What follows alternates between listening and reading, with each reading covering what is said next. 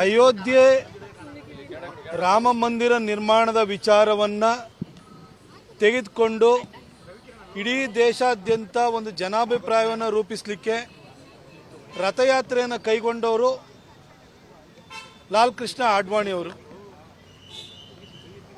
ಕೋರ್ಟಿನಲ್ಲಿ ಅದರ ಪರವಾಗಿ ಹೋರಾಟವನ್ನು ಮಾಡಿದಂಥವರು ಬಿಜೆಪಿಯಲ್ಲಿ ಕೇಂದ್ರ ಸಚಿವರು ಆಗಿದ್ದಂತಹ ಖ್ಯಾತ ವಕೀಲರಾಗಿರುವಂತಹ ರವಿಶಂಕರ್ ಪ್ರಸಾದ್ ಅವರು.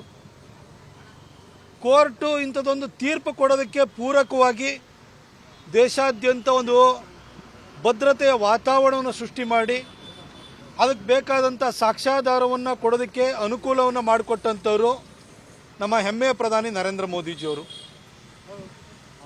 ರಾಮನ ಅಸ್ತಿತ್ವವನ್ನು ಸಾಬೀತು ಮಾಡಬೇಕಾಗಿ ಬಂದಾಗಲೂ ಕೂಡ ನಮ್ಮ ಸರ್ಕಾರ ಎಲ್ಲ ವ್ಯವಸ್ಥೆಗಳನ್ನು ಮಾಡಿ ಅಲ್ಲಿ ಎಕ್ಸ್ಕವೇಷನ್ನು ಪ್ರತಿಯೊಂದಕ್ಕೂ ಕೂಡ ಅನುವು ಮಾಡಿಕೊಟ್ಟು ಅಲ್ಲಿ ಅವಶೇಷಗಳಲ್ಲಿ ಇರುವಂಥ ಸಾಕ್ಷ್ಯಗಳನ್ನು ತೆಗೆದು ಸುಪ್ರೀಂ ಕೋರ್ಟ್ ಮುಂದೆ ಪ್ರೆಸೆಂಟ್ ಮಾಡಲಿಕ್ಕೆ ಅನುಕೂಲ ಮಾಡಿಕೊಟ್ಟಿದ್ದು ನಮ್ಮ BJP ಸರ್ಕಾರ.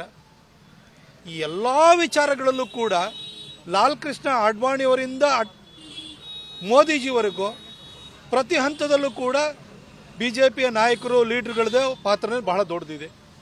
ಕಾಂಗ್ರೆಸ್ಗೆ ಸಹಜವಾಗಿ ಈ ರಾಮ ಜನ್ಮಭೂಮಿ ನಿರ್ಮಾಣದಲ್ಲಿ ತಂದೇನೂ ಪಾತ್ರ ಇಲ್ಲ. ತಾನೇನಿದ್ರು ರಾಮನ ಅಸ್ತಿತ್ವವನ್ನೇ ಪ್ರಶ್ನೆ ಮಾಡಿ ರಾಮ ಒಬ್ಬ ಕಾಲ್ಪನಿಕ ವ್ಯಕ್ತಿ ಅಂತ ಹೇಳಿ ಸುಪ್ರೀಂ ಕೋರ್ಟ್ಗೆ ದಾವೆ ಹೂಡಿ ಜಜ್ಮೆಂಟನ್ನು ಡಿಲೇ ಮಾಡಲಿಕ್ಕೆ ಪ್ರಯತ್ನ ಮಾಡಿದ್ದು ತಾನು ಅನ್ನೋ ಅಪರಾಧಿ ಪ್ರಜ್ಞೆ, ಒಂಥರ ಗಿಲ್ಟ್ ಫೀಲಿಂಗ್ ಅವ್ರಿಗೆ ಕಾಡ್ತಾ ಇದೆ. ಹಾಗಾಗಿ ಅವರು ಆ ಒಂದು ಅಪರಾಧಿ ಪ್ರಜ್ಞೆಯಿಂದ ದೂರ ಉಳಿತಾ ಇದ್ದಾರೆ. ಹಾಗಾಗಿ ಅದನ್ನು ನಾವು ಅವರ ನಿರ್ಧಾರವನ್ನು ನಾವೆಲ್ಲರೂ ಕೂಡ ಅರ್ಥ ಮಾಡಿಕೊಳ್ಳುವಂಥ ಸಂಗತಿಯಾಗಿದೆ. ನಾನೇನು ಅವ್ರನ್ನ ಬ್ಲೇಮ್ ಮಾಡೋಕ್ಕೆ ಹೋಗಲ್ಲ. ಸಿದ್ದರಾಮಯ್ಯ ಅವರು ಹೇಳಿಕೆ ಕೊಡ್ತಾರೆ, ಇದಾದ ಮೇಲೆ ನಾವು ಅಯೋಧ್ಯೆಗೆ ಹೋಗಿ ಪೂಜೆ ಮಾಡಿ ಬರ್ತೇನೆ, ನನ್ನ ಬೆಂಬಲಿಗರು ಸಹ ಅಯೋಧ್ಯೆಗೆ ಹೋಗಿ ಪೂಜೆ ಮಾಡಿ ಬರ್ತಾರೆ ಅಂತ. ಈ ಹಿಂದೆ ರಾಮನ ಅಸ್ತಿತ್ವವನ್ನು ನಿರಾಕರಣೆಯನ್ನು ಮಾಡಿ ಸುಪ್ರೀಂ ಕೋರ್ಟಿಗೆ ರಾಮ ಸೇತು ವಿಚಾರದಲ್ಲಿ ಅಫಿಡವಿಟ್ ಸಲ್ಲಿಸಿರುವಂಥ ಕಾಂಗ್ರೆಸ್ಸು ಮತ್ತು ಕಾಂಗ್ರೆಸ್ ನಾಯಕರು, ರಾಮ ಒಬ್ಬ ಕಾಲ್ಪನಿಕ ವ್ಯಕ್ತಿ, ಅದಕ್ಕೆ ಯಾವ ಆಧಾರ ಇಲ್ಲ, ರಾಮ ಒಬ್ಬ ಇದ್ದ ಅನ್ನೋದಕ್ಕೆ ಅಥವಾ ಅಸ್ತಿತ್ವ ಇತ್ತು ಅನ್ನೋದಕ್ಕೆ ಯಾವುದೂ ಆಧಾರಗಳಿಲ್ಲ ಅಂತ ಹೇಳಿ ಸುಪ್ರೀಂ ಕೋರ್ಟ್ ಮುಂದೆ ದಾವೆ ಹೂಡಿದ್ದಕ್ಕಾಗಿ ಆ ಪಾಪವನ್ನು ತೊಳ್ಕೊಳ್ಳೋದಕ್ಕೋಸ್ಕರ ಸಿದ್ದರಾಮಯ್ಯ ಸಾಹೇಬರು ಅವರ ಪಕ್ಷದ ಪರವಾಗಿ ಅವ್ರು ಹೋಗಿ ಬಂದರೆ, ಅವ್ರ ಬೆಂಬಲಿಗರು ಹೋಗಿ ಬಂದರೆ ಖಂಡಿತ ನಾವು ಅದನ್ನು ಸ್ವಾಗತಿಸ್ತೇವೆ. ಅನುಕ್ಷಣದ ಸುದ್ದಿಗಳಿಗಾಗಿ ವಿಸ್ತಾರ ನ್ಯೂಸ್ ಯೂಟ್ಯೂಬ್ ಚಾನೆಲ್ ಸಬ್ಸ್ಕ್ರೈಬ್ ಮಾಡಿ. ಹೊಸ ಸುದ್ದಿಗಳ ನೋಟಿಫಿಕೇಶನ್ಗಾಗಿ ಬೆಲ್ ಐಕಾನ್ ಕ್ಲಿಕ್ ಮಾಡಿ.